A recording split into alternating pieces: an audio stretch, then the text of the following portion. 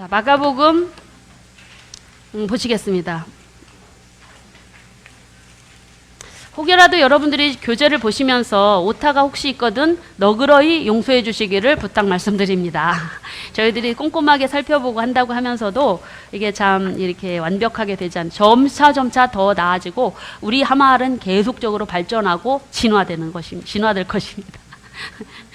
하나님이 기뻐하시는 완전한 모습으로. 그래서 계속 교재가 바뀌어지고 있습니다. 그러니까 수정 보완되어지고 있다라는 것입니다. 마가복음 들어가 보시면은요.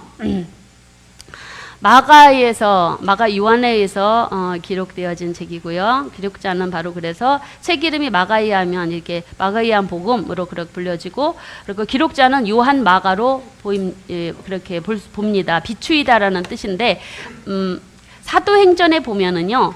마가라 하는 요한 그렇게 불려지고 있습니다. 그래서 마가 요한은 도대체 뭐냐? 마가는 로마식 이름이고 유대적으로는 히브리 말로는 요한, 그렇게 해서 마가라 불리는 요한, 그렇게 사도행전은 무슨 기록이에요?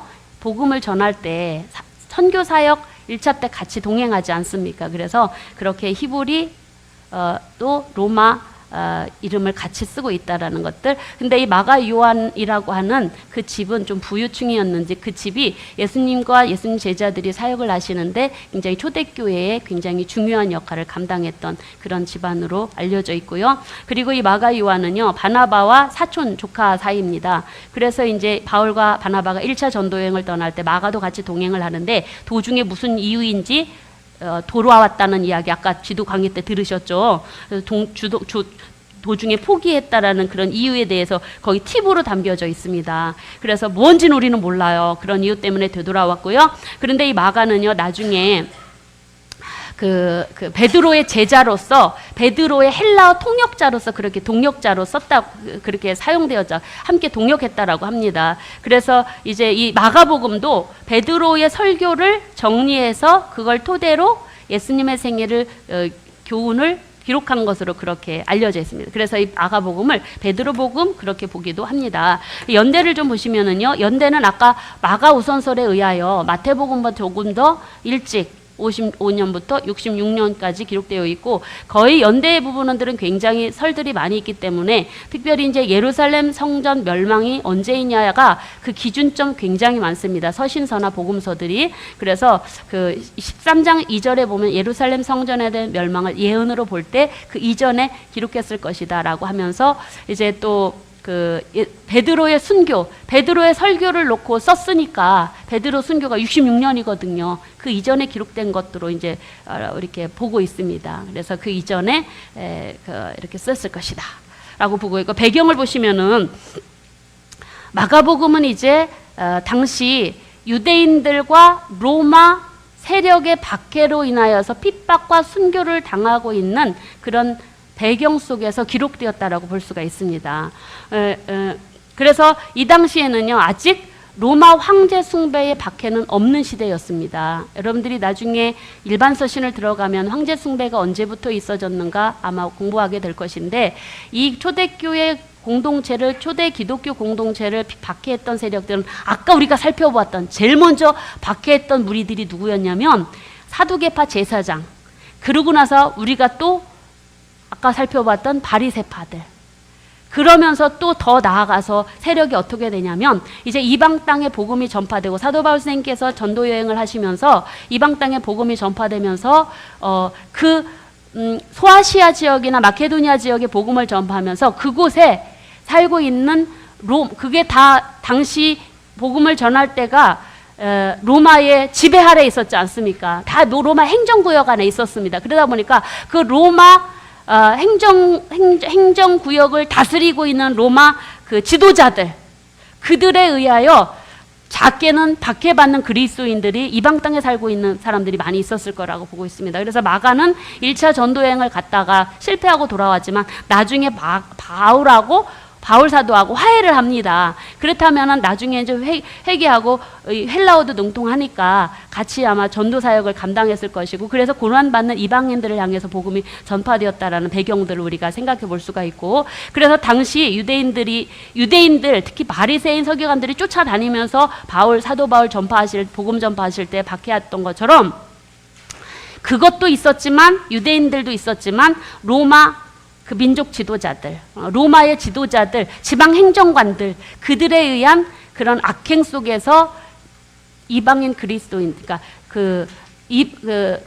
이방 땅에 살고 있었던 그리스도인들이 고난받는 그들이 유대인 그리스도인들일 수도 있고 이방인 그리스도인일 수도 있습니다. 이 고난받는 그리스도인, 예수를 믿는다는 이유만으로 바로 사회 구조 아래서 고통받는 그들에게 이 마가복음서가 쓰여졌다라는 거예요. 그래서 바로 그런 상황 속에서 고난받는 성도들에게 예수님은 고난 중에서 승리하신 분이다, 이걸 강조하기 위해서 이 마가복음은요 16장인데 딱 중간 8장부터 예수님의 순환 이야기가 되어지고 있고, 순환 이야기가 길게 기록되어 있는 것을 볼 수가 있습니다. 그래서 예수님을 진정으로 따르면 고난도 감수해야 한다면서 고난 뒤에 부활의 영광이 있다 라는 사실들을 강조하고 있는 성경이 이제 마가복음이라고 할 수가 있습니다. 기록 목적을 보시면 고난당하는 교회에 기독교 신앙이 무엇인가를 해석하기 위해서, 알려주기 위해서 알려주고 있고 기록하였고, 특별히 있잖아요. 이 고난받는 교회 그리스도인들에게 위로하고 그들에게 힘을 주기 위해서 예수님이 행하신 능력과 권위, 기적, 이런 거에 굉장히 집중해서 성경을 기록하고 있는데, 특별히 마가복음은요 그 사역이 특징에도 나타나지만 단순하게 구구절절 부연 설명하지 않습니다. 예수님의 사역의 내용들이 굉장히 간결하고 단순하게 기록이 되어 있어요. 그러다 보니까 좀 이렇게 사건 전개가 빠르면 생동감이 있지 않습니까? 여러분 드라마 보십니까? 잘? 드라마 보면 재밌을 때가 언제 재밌어요? 이야기가 빨리 진행될 때 막 그 다음 회를 막 기다리는 이런 일들이 일어나지 않습니까? 이 마가복음이 그런 상황인 거예요. 고난 중에 있는 백성들한테 언제 다 설명을 합니까? 예수님이 행하신 일들을 막 빨리 기록한 그런 특징들이 이 마가복음에 나타나고 있다고 할 수 있고, 그래서 마가복음의 주제는 고난받는 그리스도인들을 향하여서 쓰여졌기 때문에 인자가 온 것은 섬김을 받으려 한 것이 아니요 오히려 섬기려 하고, 그리고 많은 목숨을 내 목숨을 많은 사람들에게 대속물로 주려 함이라 하시니 10장 45절 말씀이 주제 말씀으로 이렇게 나타난다고 볼 수가 있습니다. 그러면서 예수님은 바로 신성을 가지셨지만 종으로 오신 메시아이다 라는 사실을 사람들한테 알려주면서 고난받는 그리스도인들 그 박해와 고난 속에서도 그 믿음을 예수님을 바라보면서 지키고, 예수님도 그 고난받는 종으로 오셔서 그 일을 감당하셨으니까 고난 중에서 박해 속에서 믿음을 가지도록 이방인 그리스도인 또는 유대인 그리스도인들, 고난받는 그리스도인들에게 이 성경이 쓰여졌다라는 거. 특징을 보시면 사복음서 중에서 가장 짧습니다. 그죠? 마태복음 아까 몇 장인지 말씀 안 드렸는데 여러분 잘 아시죠? 많이 읽으셔서 잘 아실 줄 압니다. 그것만 자주 많이 읽으셔서. 그래서 28장까지 있고요. 마가복음은 16장까지 있죠. 제일 짧습니다, 여러분. 그래서 가장 짧은 것은 당시 고난받는 그리스도인들에게 사건 전개를 빨리 해서 그들에게 힘을 주기 위해서 직선적이고 간결하게 사건 전개가 생동감이 있고, 그래서 헬라어 유투스라고 하는 즉시 곧이라고 하는 단어가 자주 사용되었다라고 합니다. 그리고 다른 복음서보다 감정이 굉장히 감정 묘사가 더 사실적으로 드러나 있는 부분들 보여 있고, 그래서 여러분 이 16장을 딱 반으로 짜개서 1장부터 7장까지는요 예수님이 행하신 권능에 대해서 집중적으로 얘기하고, 후반부 8장부터 16장까지는 그리스도의 고난, 예루살렘 중심으로, 그리고 앞에 부분은 갈릴리 중심으로 행하신 일들을 주로 그렇게 구분해서 양분해서 기록했다라고 볼 수가 있습니다. 그리고 특별히 기적 사건은 굉장히 복음서 다른 것보다 좀 설명을 많이 하고 있고, 하나님의 아들을 강조하면서도 고난받는 종임을 거의 예수님의 생애 거의 그 고난 주간에 이르려 40% 정도 할애하면서 그 고난의 이야기들을 끌어가고 있는 것을 볼 수가 있습니다. 그래서 고난을 강조하기 위해서 고난받는 그리스도인들에게 그런 특징들이 나타나고 있고, 구약 성경은 거의 인용되어지지 않고 있습니다. 그런 것을 보면 어쩌면 유대인 그리스도인들보다 핍박받는 이방인 그리스도인들이 그 대상일 수 있다라는 가능성을 우리가 좀 점쳐볼 수가 있습니다. 그리고 미래 사역을 준비하기 위해서 제자들을 준비시킨 사건들. 근데 이거는 모든 복음서마다 많이 나타나고 있는 특징으로 보여지고 있습니다. 첫 절과 끝절 보겠습니다. 시작.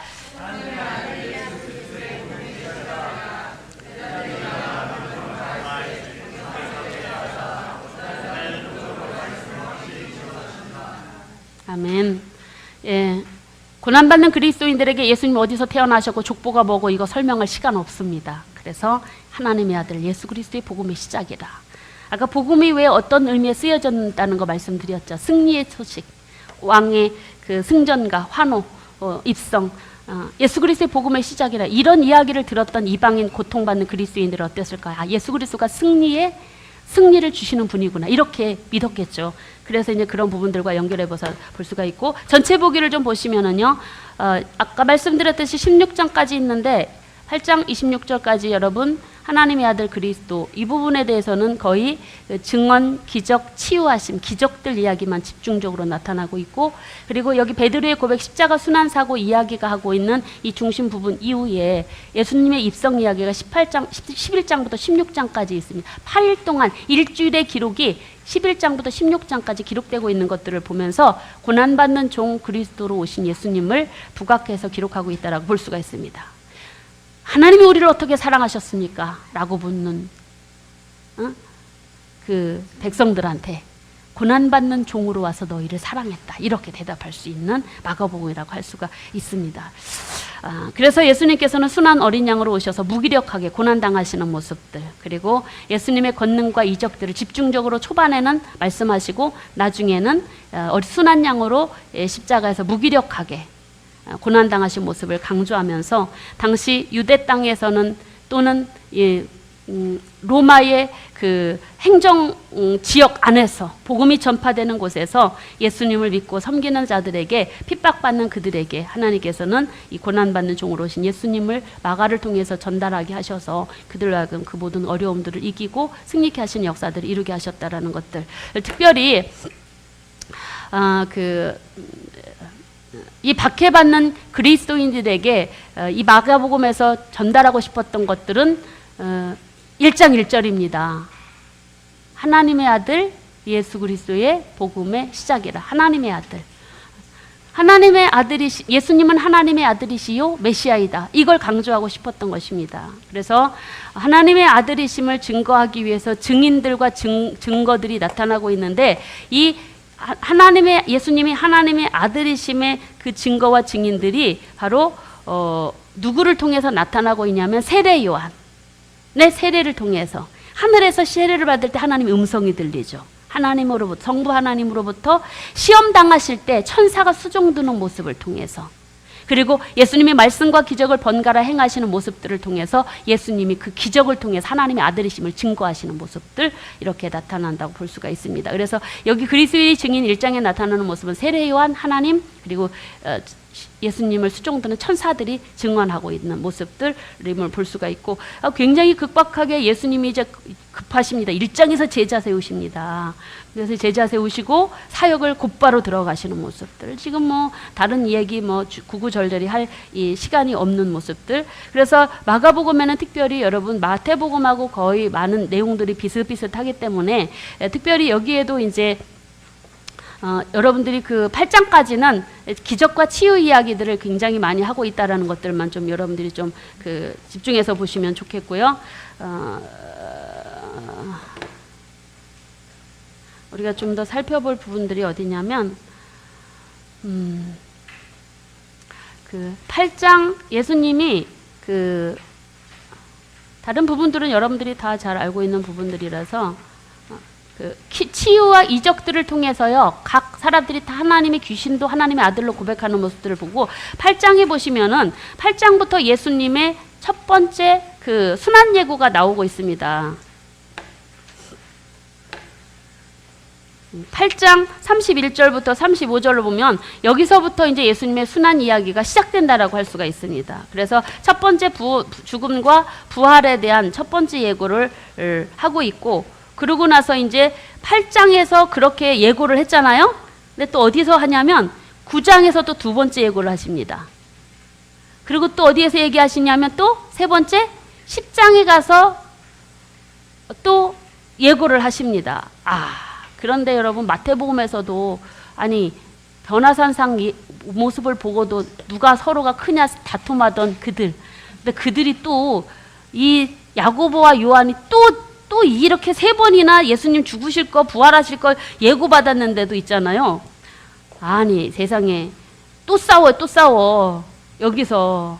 그래서 우리를 우편에 앉게 해달라는 이런 싸움 모습, 이런 모습들을 바라보는 예수님의 마음은 어땠을까 하는 모습들.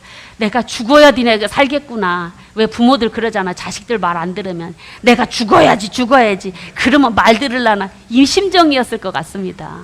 그렇죠? 그래서 내가 죽어야지 이것들이 정신 들겠지, 이런 심정이 아니었을까. 세 번이나 예고했는데도 서로가 높은 자리에 앉으려고 싸우는 모습들, 죽어야지. 그래서 그러면서 이제 예수님의 순환 이야기들이 계속되고 있는 모습들. 그래서 11장부터 예루살렘 입성 이야기가 되면서, 그러면서 이제 바리새인과 그리고 헤롯 당원, 이때 막 장로들, 서기관, 대제사장들과 함께 논쟁하는 모습들, 예수님 쫓아다니면서 거의 공개적으로 막 예수님한테 그냥 말꼬리 붙잡고 예수님을 극에 달할 정도로 변론하는 모습들이 이제 이때 일주일 내에 있잖아. 이 이야기가 11장부터 예수님 일주일 고난주간 이야기를 11장부터 15장까지 그렇게 죽으심까지 이야기를 하고 있는 것입니다. 그래서 부활여고를 3번씩이나 했는데도 불구하고 그런데도 제자들조차도요, 예수님이 예루살렘 입성할 때 어떻게 했는지 아시죠? 야, 이제 됐구나. 우리가 우편 좌편 앉아서 왕노릇 하겠구나.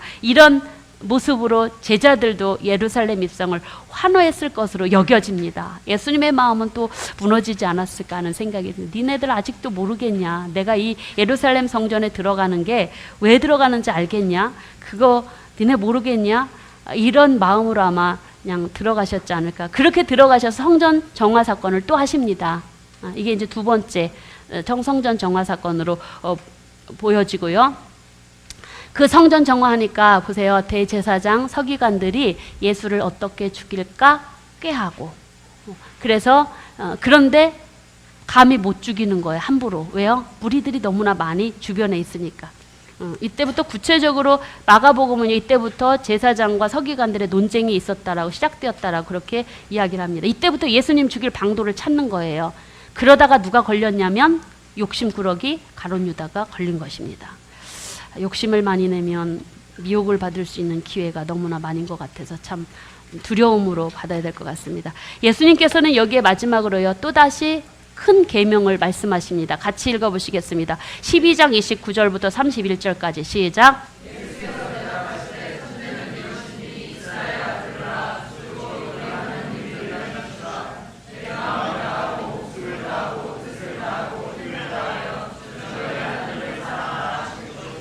둘째는 이것이니 내 이웃을 내 자신과 같이 사랑하라 하신 것이라. 이보다 더 큰 계명이 없느니라. 아멘. 예수님의 이런 말씀들을 남기시면서 이제 죽음을 예비하신 모습들을 바라보면서 예수님께서는 그러면서 종말과 재림에 대한 교훈을 그 이어서 제자들에게 말씀하시면서 이 종말의 때 징조를 보면서 깨어 그날을 예비하라 라는 당부의 말씀도 잊지 않으셨습니다. 제자들에게. 그러면서 유월절 식사를 하시고 그리고 겟세마네 기도 하시다가 바로 잡히셔서 가룟 유다의 배신 속에서 잡히셔서 예수님께서는 온 인류 많은 사람의 죄 사함을 위하여 당신의 피를 흘림으로 대속제물로 죽으신 그 언약의 피로써 온 인류의 죄 사함을 이루신 사건이 바로 십자가의 죽으심이라고 할 수가 있습니다. 그래서 예수님의 십자가의 죽으심과 못 박히심과 죽으심, 이 모습은 바로 하나님이 사람이 되어서 이 땅에 오신 것, 그것도 감격스러운데도 불구하고 여러분, 그 하나님의 아들이 죄인을 위하여 죽으셨다라는 것입니다.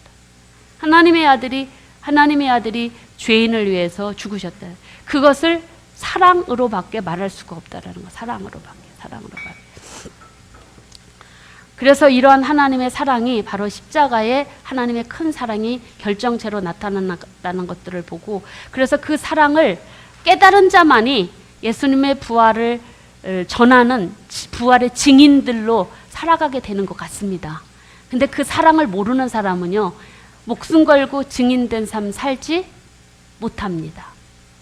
그래서 그 어느 누구보다도 우리들은 항상 그 예수님의 그 사랑이, 하나님의 사랑이 우리에게 어떻게 나타난 바 되었는가 알기를 소원해야 될 것이고, 그리고 그 사랑이 내 안에 늘 차고 넘치도록 하나님의 은혜를 구하면서 우리가 그렇게 하나님 앞에 서야 될 것으로 여겨집니다.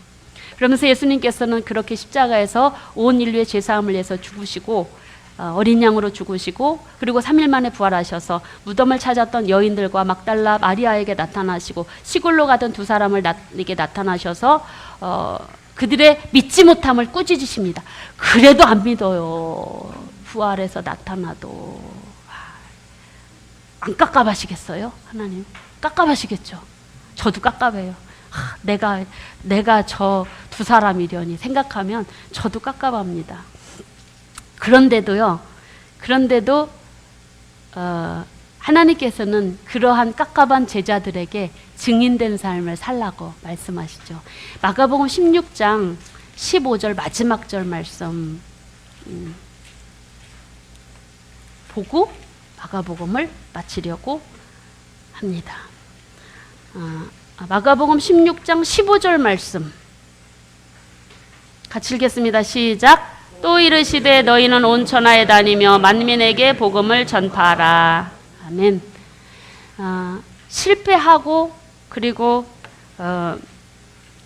끝까지 믿지 않는 그들에게 여전히 증인된 삶을 살라고 천하의 복음을 전파하라고 이 사명을 맡기시는 이 하나님의 심정, 마치 물가에 내놓은 어린아이를 내놓은 부모의 심정이 아닐까. 그러나 이들에게 하나님의 성령의 권능이 임하니까 놀라운 폭발적인 다이너마이트 같은 그런 능력들이 그들에게 임하다 보니까 놀라운 하나님의 구원의 역사, 복음의 전파의 역사들이 일어나지 않습니까?